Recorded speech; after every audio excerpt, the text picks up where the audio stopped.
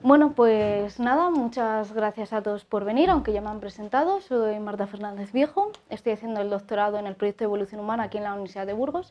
Y bueno, pues vengo a proponeros esta pequeña charla que hemos decidido titular Predestinados antes de nacer. Así que por la imagen ya os podréis imaginar de lo que vamos a hablar. Y esta pequeña historia pues tiene que empezar por el principio, que ya os imagináis a qué me estoy refiriendo. ¿Qué va a suceder? Ese inicio se basa en la fecundación del óvulo con el espermatozoide. Lo cierto es que cuando esto se produzca, ese cigoto va a tardar 5 días en llegar al útero. Y puede parecer algo muy simple, pero lo cierto es que solo 1/3 de los óvulos que son fecundados van a dar como resultado a término un nuevo individuo. Y lo cierto es que allí, en el útero materno, pasados 6 días, va a comenzar el blastocito y posteriormente lo que todos conocemos como periodo embrionario. Así que vamos a ver poco a poco esa historia, vamos a ver una serie de pequeños conceptos y luego lo vamos a ver un poquito pues, en las poblaciones del pasado y en el registro fósil. A ver qué tenemos. Pues si esto quiere pasar. Lo primero, ¿cuánto dura nuestro embarazo? Unas 40 semanas de gestación aproximadamente. ¿Esto es mucho? ¿Es poco? Pues lo cierto es que, como ya ha dicho Alba, somos mamíferos y nuestro embarazo como mamíferos suele ser bastante prolongado. Se debe a varios factores. Sobre todo están muy relacionados la longevidad de la especie, está muy relacionada la capacidad craneal, ese tamaño del cerebro y el peso, y en algunas especies también se ha visto que el tamaño. ¿Quién se lleva el récord de esa gestación más larga? Pues el hecho es que se la lleva el elefante africano, que está hasta 22 meses gestando, y las especies que menos lo están pues son los conejos, que pueden estar varios días únicamente. Nosotros nos quedamos en un punto intermedio. Pero lo cierto es que si nos imaginamos el nacimiento de un individuo de cualquiera de estas especies, eso típico que hemos visto en cualquier documental de la 2.2, se diferencia mucho con nosotros en una cosa. Cuando nace, por ejemplo, un elefante africano, ya está preparado para empezar a caminar y está preparado para andar grandes distancias. Ahora nos imaginamos un recién nacido de nuestra especie, ya podemos quedarnos mirando que no le vamos a ver caminar directamente. Nacemos muy altriciales, muy indefensos. Y eso es algo muy característico de nuestra especie, porque lo que hace es que tengamos que cuidar mucho a nuestros recién nacidos, a nuestros niños. Así que esto es una característica, pues la verdad que nos distingue muchísimo de otros animales. ¿Cómo es ese periodo? Pues lo cierto es que esto lo solemos conocer un poco más, solemos hablar de primer trimestre, segundo trimestre y tercer trimestre. Primer trimestre corresponde a ese periodo embrionario y es cuando se empiezan a formar todos los órganos. A finales de este momento se estarán formando todos los órganos, a excepción de todo el sistema nervioso y además el sistema encefálico. Los pulmones suelen madurar muy lentamente y lo harán a finales justamente ya en el momento del nacimiento. Y en este momento, como vamos a hablar de poblaciones del pasado, pues pensar que se están empezando a formar los primeros huesos. En este caso, el primero en formarse es la clavícula, que curiosamente es el último en fusionarse, casi llegada a la edad adulta, y otra serie de huesos como maxilar y mandíbulas suelen estar ya bastante definidos a final de este periodo. Cuando nos vamos al segundo trimestre, lo que sucede es que nuestro crecimiento suele ser más no solo en formación de órganos, sino en el crecimiento de nuestro cerebro. Es uno de los momentos, sobre todo cuarto y quinto mes de gestación, que se caracteriza por ese gran crecimiento de nuestro cerebro, y empezamos también a crecer en altura. ¿Por qué? Porque justamente a finales de este momento es cuando se considera que un individuo es viable para nacer. A partir de la semana 24 se considera que podemos nacer. Sobrevivir es muy difícil, pero por poder se puede hacer. Y ahí es cuando llegamos al séptimo mes de gestación. Lo cierto es que el embarazo no termina en una fecha exacta. De hecho, los médicos lo calculan desde la última menarquia, desde la última regla, perdón. ¿Qué va a suceder? Que suele haber 1 o 2 semanas que pueden inducirse a error. De hecho, se considera que nacemos a término, es decir, bien preparados, a partir de la semana 38. Hasta la semana 40 y excepcionalmente en la semana 41 y 42. Suele ser más raro, pero puede suceder. ¿Pero qué pasa? Que por muchos motivos el embarazo es muy costoso y no siempre se puede llegar a término. Y esto lo conocemos comúnmente como prematuridad. Tiene muchísimas implicaciones, porque nuestra madurez la alcanzamos justamente en ese momento a término, si no estamos muy indefensos. Así que sí, se puede nacer prematuro perfectamente, sobre todo en el 8º mes de gestación o en el 7º, pero la supervivencia del individuo es mucho más baja. De hecho, Hoy en día la OMS lo considera como uno de los grandes objetivos a conseguir evitar esos nacimientos prematuros en el siglo XXI. Así que nos vamos a centrar en este momento, en este tercer trimestre, porque pasa algo especial. Nuestro crecimiento, estas tablas os sonarán porque si habéis alguna vez ido al ginecólogo o tenéis amigos o niños pequeños en la familia, pues las habréis visto porque son las que nos dan. Pasa una cosa, hablamos de ese crecimiento en altura. Lo cierto es que si veis son curvas bastante altas, sobre todo desde la semana 28 a la 38. Pero ¿qué es lo que más destaca de este tercer trimestre? Lo que es fundamental, el peso. Nuestro peso aumenta muchísimo en nuestros últimos meses de gestación. ¿Y por qué es esto fundamental? Porque pensar que en el útero materno estamos muy bien protegidos. Nos protege de muchas enfermedades, el alimento lo tenemos garantizado, pero resulta que cuando nacemos estamos muy indefensos y la obtención de un peso adecuado resulta fundamental. De hecho, hoy en día también es uno de esos grandes problemas. Y crecemos especialmente en peso hasta la semana 38. Tan bueno es como tener un peso adecuado, pero tener un peso por encima o por abajo pues implica unos riesgos para la salud. Y sobre todo, pues muchas veces se ha visto que un peso bajo también está relacionado con la madurez de los pulmones. Esto es fundamental para que podamos respirar luego después de nacer. Así que este dato nos resulta fundamental. Y no es que, aunque en estas gráficas nos parezca que en la semana 40-42 dejamos de crecer misteriosamente, porque vamos a nacer y vamos a seguir creciendo. De hecho, el crecimiento después de nacer vamos a ver luego que es muy rápido. Vale, pues ahora conocemos todo nuestro crecimiento, nos hemos centrado en estatura y en peso. Pero el embarazo, la verdad es que es una cosa, y sobre todo el desarrollo fetal, muy sensible. Si algo puede pasar, va a pasar. Así que hay un montón de causas que pueden afectar. Muchas de ellas pueden ser evitadas y otras no. Las vamos a hablar un poco por encima porque quiero contaros más cosas, pero muchas de ellas las conocemos, sobre todo estas 4 y esta quinta a veces se nos olvida que existe también. ¿Qué pasa? Pues sobre todo con la edad materna. Esto es algo que nos han repetido 1000 veces en la familia, muchas mujeres, sobre todo los abuelos, de se te va a pasar el arroz. ¿Qué es esto de que se te va a pasar el arroz para tener hijos? Pues lo cierto es que a mayor edad materna existen muchos más riesgos, no solo de enfermedades, sino de que no podamos llevar correctamente ese embarazo a término, así que supone un riesgo. Pero aunque normalmente lo vemos con una edad avanzada, una edad muy joven también supone un riesgo, lo que conocemos normalmente como embarazo adolescente. Pensad que durante la adolescencia seguimos creciendo.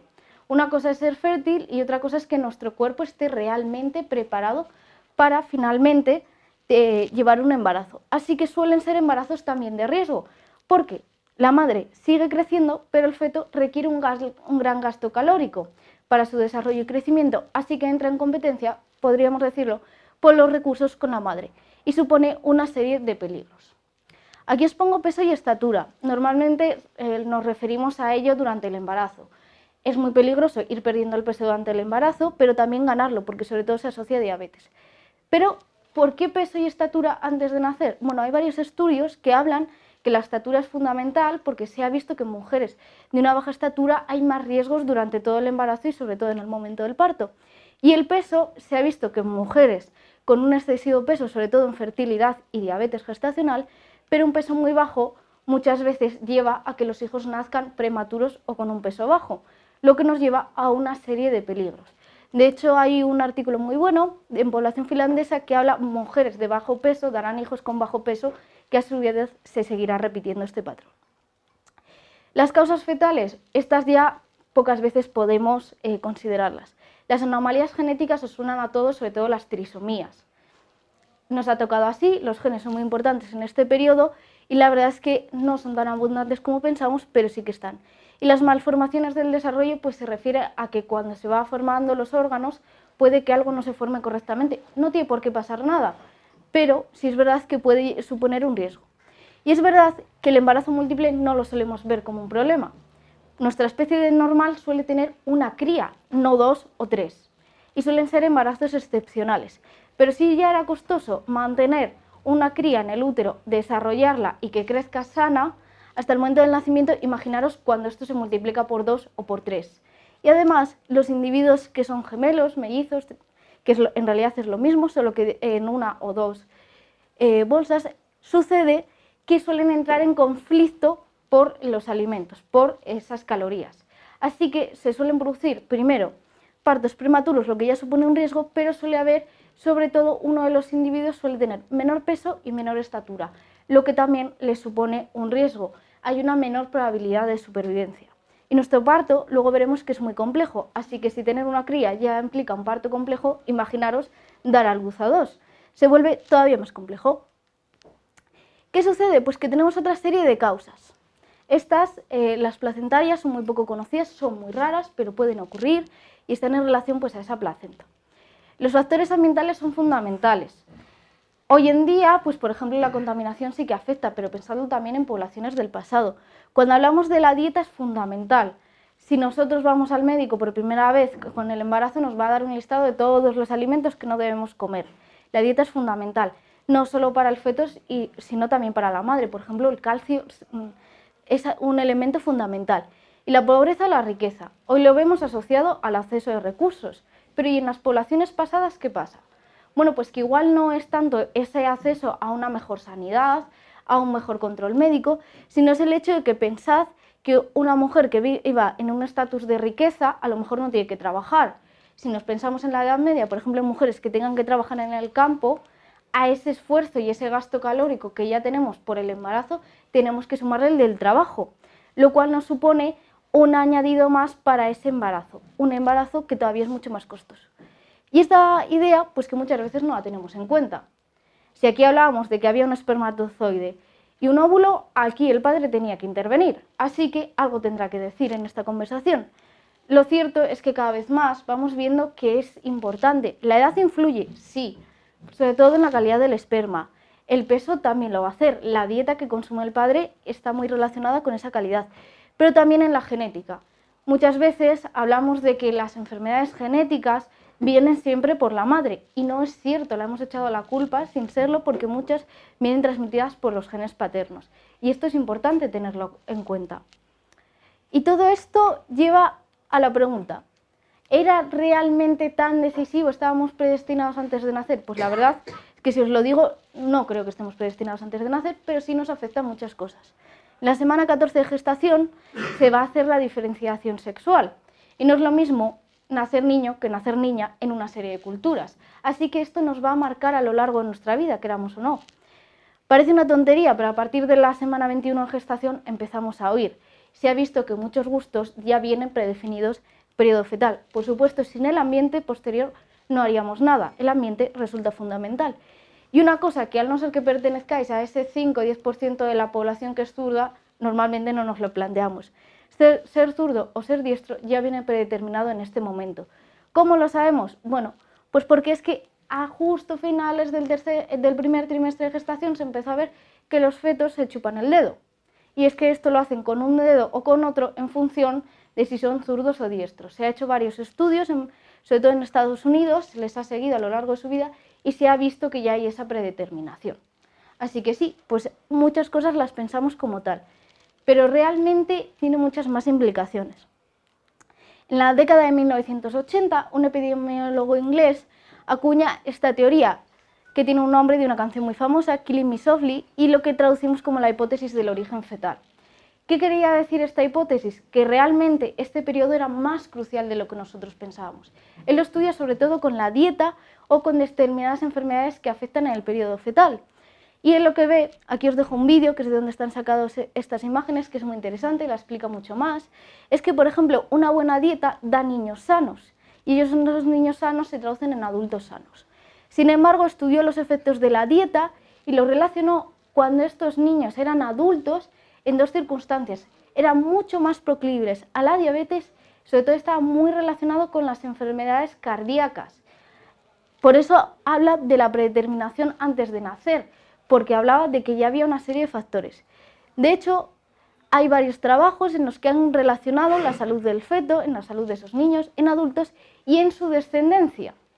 Hablábamos de ese peso y en esa estatura de mujeres, pero es que sí que se ha visto, por ejemplo, que mujeres prematuras suelen tener hijos prematuros. Mujeres con mala dieta suelen tener hijos con un menor peso y así se va repitiendo. Sí, el ambiente es muy importante, pero sí que parece haber un patrón en relación a esta idea. Es una idea que está muy bien acuñada Y lo cierto es que hoy en día no solo se usa en medicina, sino que se ha intentado ver sus efectos a nivel económico, por ejemplo, en la salud en Estados Unidos, donde la sanidad es privada. Y la verdad es que os invito a que veáis el vídeo porque está muy bien explicado y es una teoría que merece mucho la pena plantearla. Vale, pues ahora conocemos un montón de términos, un montón de cosas sobre el desarrollo, crecimiento fetal y todas esas cosas que le influyen. Así que nos vamos a centrar ahora en el nacimiento, ese momento en el que podríamos considerar que termina este momento. Y es crucial, es la llegada de una nueva vida, pero tiene muchas implicaciones, porque ahora la madre también tiene un gran riesgo. Nuestro parto es muy especial, de hecho. Primero, es muy largo. Las primíparas pueden llegar a estar hasta 36 horas en el parto, es decir, las primeras madres. Pero es que además resulta que aquí nuestra evolución nos juega una mala jugada. Es la culpable de una pequeña cosa. Resulta que nosotros somos bípedos. Si pensamos en un chimpancé, por ejemplo, primero, la encefalización es crucial, el tamaño de nuestro cerebro al nacer y cuánto nos va a quedar por crecer, pero también el tamaño de nuestra pelvis. ¿Qué pasa? Que los chimpancés son cuadrúpedos, así que su pelvis es muy ancha. Nosotros, cuando pasamos a ser bípedos, nuestra pelvis es muy estrecha. La verdad es que este es un tema bastante complejo, que merecería la pena que solo una charla sobre ello, pero bueno, os voy a contar estas pequeñas pinceladas. ¿Qué pasa? Que nuestros niños nacen con una gran cabeza, están muy encefalizados para su momento, pero nuestra pelvis, por culpa de la bipedestación, se ha tenido que estrechar para que podamos caminar a dos patas. Y aquí es donde aparece ese conflicto pélvico-craneal. Resulta que hay unas diferencias milimétricas, está muy preciso. ¿Y qué pasa? Pues que nuestro parto se complica. Los chimpancés tienen un canal del parto muy recto, así que no tienen ningún problema. Es muy fácil. Y además el feto, esa cría de chimpancé, nace mirando a la madre, así que si por ejemplo viene con el cordón umbilical atado, la madre chimpancé puede intentar quitárselo y un poco medirlo. Nosotros no podemos, nuestro parto es rotatorio, es especial, vamos girando, vamos aprovechando todos los pequeños ángulos de la pelvis para que pueda pasar el cráneo. Pero esta vez ya no nacemos de frente a la cara de nuestra madre, no podemos ver al feto durante el parto, así que se convierte en un acto social. Solemos necesitar ayuda y la verdad es que si lo pensamos, todas las culturas tienen algo especial relacionado con el parto. Y lo cierto es que si la cabeza nos parece difícil de pasarla, imaginaros la zona más ancha, que no es la cabeza, es los hombros. Así que hay que volver a jugar, a hacer rotaciones para que los hombros puedan pasar. Muchas veces lleva incluso a la rotura de la clavícula del feto, de ese recién nacido. Así que vamos a pensar que todo ha salido bien. Ya os digo que es muy complejo y que podríamos estar horas y horas y hablando de ese parto. Pero nos vamos a ir a ese momento después. Esa idea de que estamos indefensos al nacer, que somos altriciales. Dependemos de esos cuidados. Así que ahora sucede una cosa. ¿Cómo crecemos justamente después de nacer? Pues de hecho muchas veces se considera esos 28 días después, ese periodo neonatal, como una parte del periodo fetal. ¿Por qué? Porque es que nos comportamos prácticamente igual y de hecho nuestro crecimiento sigue siendo rapidísimo. Crecemos muy rápido en altura, crecemos muy rápido en peso, pero sobre todo nuestro cerebro va a ir creciendo muy rápido y lo hará hasta los 6 años de edad. Así que fijaros todo el crecimiento que tenemos en este periodo. Y sí, seguimos siendo muy dependientes sobre todo de nuestra madre, que es la que nos da la lactancia. Así que ahora conocemos una serie de cuestiones sobre crecimiento, sobre desarrollo, pero ¿y esto qué pasa en poblaciones del pasado? Bueno, lo cierto es que en poblaciones del pasado no suele haber muchos casos y es verdad que cuando se encuentran estos individuos suelen aparecer en las grandes revistas o suele haber bastantes noticias sobre ello.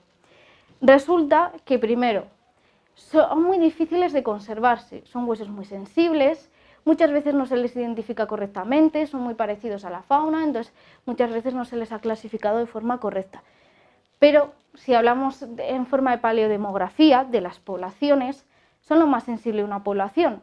Si estudiamos esos gráficos con las tasas de mortalidad en poblaciones del pasado, deberían de ser los individuos que más nos aparezcan en los conjuntos arqueológicos. Y lo cierto que muchas veces así es, aunque ya os digo que esos restos no suelen estar bien conservados. También pasa una cosa, una antropóloga norteamericana lo definió como la idea de la madre que nunca fue. Esto implica hablar de un tema, por eso me gusta mucho esta fotografía, que hoy en día sigue siendo tabú. Si les encontramos en los yacimientos arqueológicos, implica la pérdida de un hijo durante el embarazo o justamente después de él. Y es un tema que hoy en día incluso nos cuesta hablarlo, pero que en las poblaciones pasadas también existe. ¿Cómo les estudiamos? Bueno, pues ya habéis visto antes esta imagen, así que os la traigo. En este caso, pues estos individuos están muy bien conservados, por eso os los traigo, además son especiales.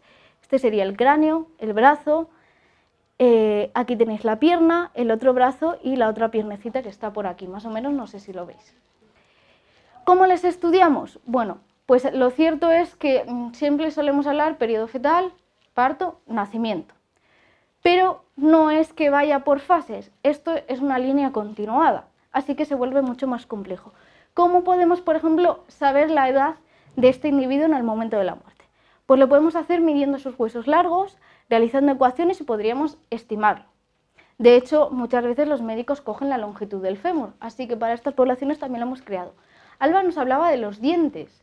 Ya habéis visto que los dientes se desarrollan en el periodo fetal. Así que sí, también tienen dientes y se suelen encontrar, no siempre, pero se suelen encontrar. Los dientes, el parto, vamos a pensar que es una cosa tan traumática que a veces deja una línea que conocemos como línea neonatal. No está siempre, ¿vale? Pero es un indicador del momento del nacimiento. Nos permite saber si el individuo ha nacido o no y nos permite saber cómo se va depositando progresivamente la edad del individuo. La verdad es que nuestros dientes pues, son la caja negra del cuerpo y lo registran todo. Así que también podríamos saber su edad por los dientes, incluso si han nacido o no. Lo cierto es que estos dos individuos de aquí son especiales porque son los más antiguos de nuestra especie. Tienen 31.000 años, se encuentran en un yacimiento austriaco y tienen algo especial. Primero, el estado de conservación, que se les ha podido estimar la edad con cualquier método. Este de aquí muere justo al momento del nacimiento, pero este de aquí dura un mes. ¿Qué tiene especial? Que conservan los huesos del oído, pero también el hueso petroso, que es el interno, y en él se puede extraer ADN. ¿Qué se vio en ese ADN? Primero, son dos individuos masculinos. ¿Por qué? Porque el sexo es muy difícil estimarlo en individuos perinatales, realmente, que es como le solemos llamar. Así que se vuelve muy complicado. Pero es que además de esos dos individuos masculinos, resultó que eran gemelos. Era la primera vez que se encontraba en una población tan antigua dos individuos gemelos. Y esto era excepcional. Veis incluso las diferencias de tamaño.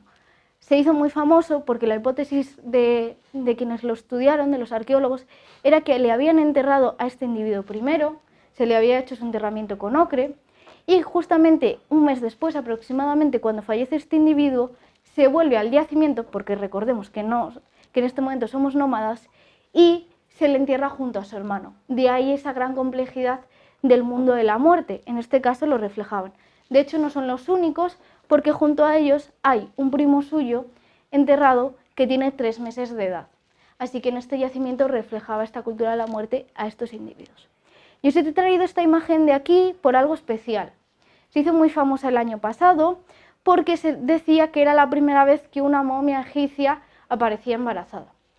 Gracias a las nuevas tecnologías se la hizo un TAC y resulta que se llevan la sorpresa de que aparece esto de aquí. Esto es la cabeza de un feto de 26 a 30 semanas y esto es su cuerpo. Está perfectamente conservado. Gracias a la momificación se pudo mantener. Es una madre de avanzada edad, tiene más de 40 años y está justo a finales del segundo, inicios de tercer trimestre de gestación. No es la primera, no es la única que existe y de hecho en el mundo egipcio hay muchísimos restos de recién nacidos y tal. Pero bueno, sí que es verdad que para que veáis lo que nos permiten las nuevas tecnologías y que fue un caso muy famoso, pues aquí os lo traigo. ¿Y qué pasa cuando hablamos del registro fósil humano? Aquí ya, si os pregunto si conocéis alguna otra especie de nuestro registro en la que hayamos encontrado recién nacidos o fetos, muy probablemente ibais a dudar, ¿a que sí? Lo cierto es que muy poquitos los conocen. Y de hecho solo se conocen en otra especie que no seamos nosotros, en los neandertales. Son unos 5 individuos, suelen estar muy mal conservados, pero hay dos especialmente que se han hecho muy famosos. Le Moustier II, que está en Francia, que es este individuo de aquí, que se le reconstruyó el cráneo, y el otro de aquí, que es Mezmizcaya. Ese es el mejor conservado, se le ha podido determinar que tendrá una semana de vida aproximadamente, y a partir de ello se hizo esta reconstrucción de lo que podían haber sido sus últimos momentos. ¿Por qué eran especiales? porque se conoce muy poquito del crecimiento y desarrollo de los neandertales en este momento. Gracias a esta reconstrucción se pudo ver que ya incluso antes de nacer hay una serie de rasgos en el cráneo, sobre todo maxilofaciales, que son indicadores de que pertenecen a la especie de neandertales, por lo que pudieron decir sus autores, y también que en la zona de las órbitas también tenían una serie de características muy similares a las de los neandertales. Por otro lado, se intenta reconstruir el parto con una de las mejores pelvis que se tiene y con este individuo, y el resultado es esto de aquí. El periodo de gestación seguramente sea exactamente igual que el nuestro, no pensemos que los neandertales tienen más tiempo ni menos, 40 semanas como nosotros. Y se intenta hablar del parto. Aquí lo que se ve es que cuando se les hace la capacidad craneal, esa idea de encefalización que hablábamos, es muy similar a la nuestra en el momento del nacimiento. De hecho, los autores hablan de que para este momento, que 400 centímetros cúbicos, que es lo que les sale más o menos en promedio a estos individuos, sea el límite evolutivo que podamos tener.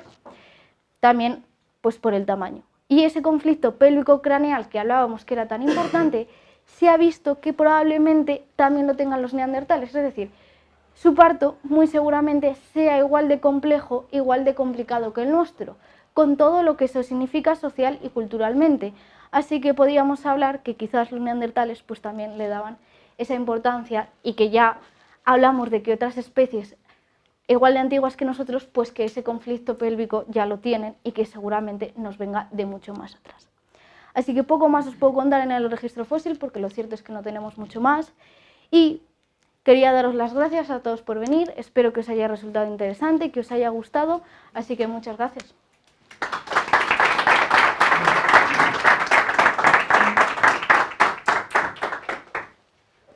No sé si alguien tiene alguna duda.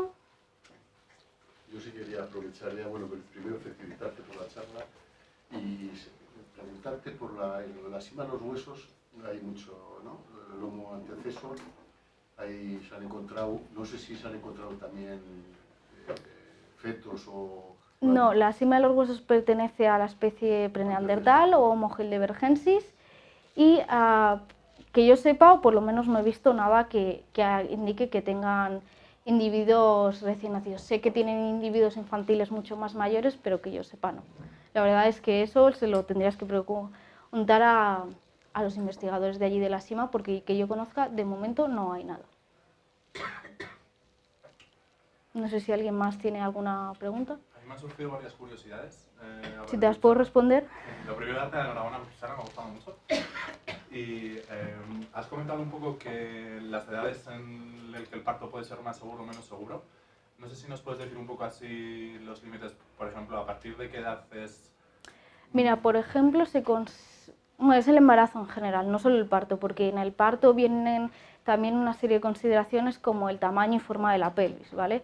Y también pues, la población a la que pertenezcas, porque se ha visto que las poblaciones africanas o de ancestría africana, por ejemplo, tienen más riesgos durante el embarazo y el parto que poblaciones europeas o asiáticas. Entonces eso sí que es muy variable. Pero sí es cierto que hay una serie de edades donde el embarazo se ha visto que es más o menos complicado, que salen menos dificultades. Por ejemplo, pues hasta los 20-21 años se considera un embarazo adolescente de riesgo.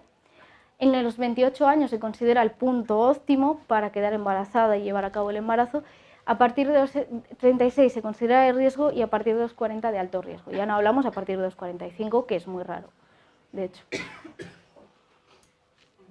Y luego, no sé si tienes algún dato sobre las enfermedades genéticas, si hace 20.000 años, 70.000 años las enfermedades genéticas abundaban más o menos que ahora. Pues la verdad es que es una buena pregunta, pero hay muy poquitos estudios sobre individuos tan antiguos.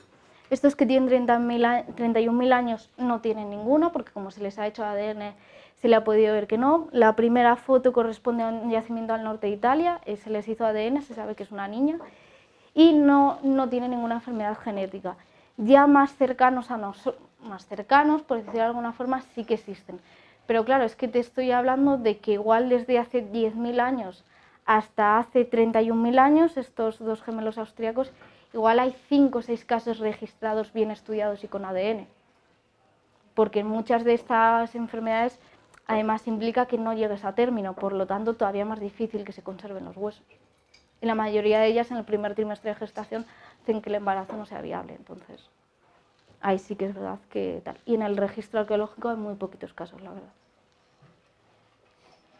Ya la última, me llama la atención que entierren a las personas de edad. Nos has comentado el caso de los gemelos, que hace 30.000 años. ¿Qué grupo de homínidos empezó a enterrar a sus muertos? Pues la verdad es que la Sima podríamos hablar que es de esos primeros enterramientos, por lo menos allí no han llegado por casualidad, entonces se habla de esas primeras ideas de rituales funerarios. Sabemos que los neandertales tienen muchísimos enterramientos funerarios, de hecho también esta imagen vino a desmentir en su momento pues, esa idea de que la cultura neandertal o que los neandertales eran mucho más brutos que nosotros. No, y de hecho si estos individuos se conservan muy probablemente sea precisamente por esto, gracias a esa cultura de los neandertales. Y los primeros enterramientos, pues eso, ya te digo que seguramente la Sima sea una deposición intencional de los cadáveres, pero quitando neandertales y sapiens, la verdad es que no te puedo decir mucho más que la Sima.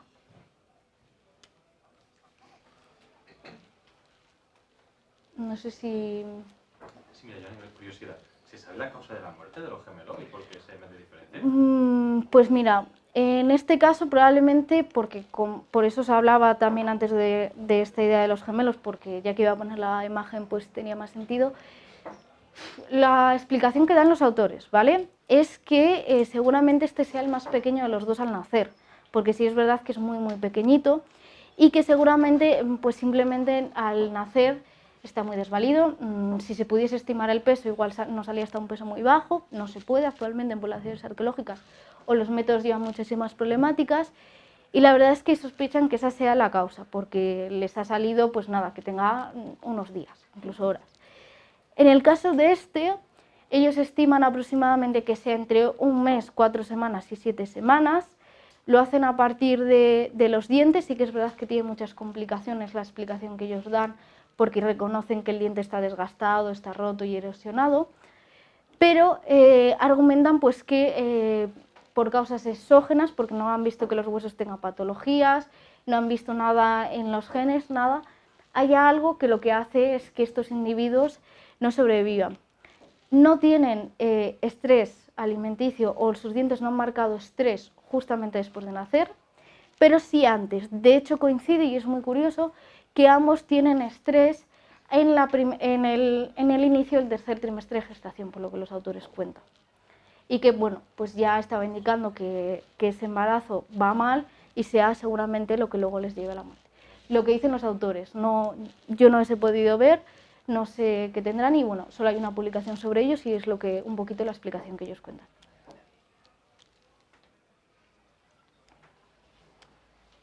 No sé si hay algo más. Pues muchas gracias.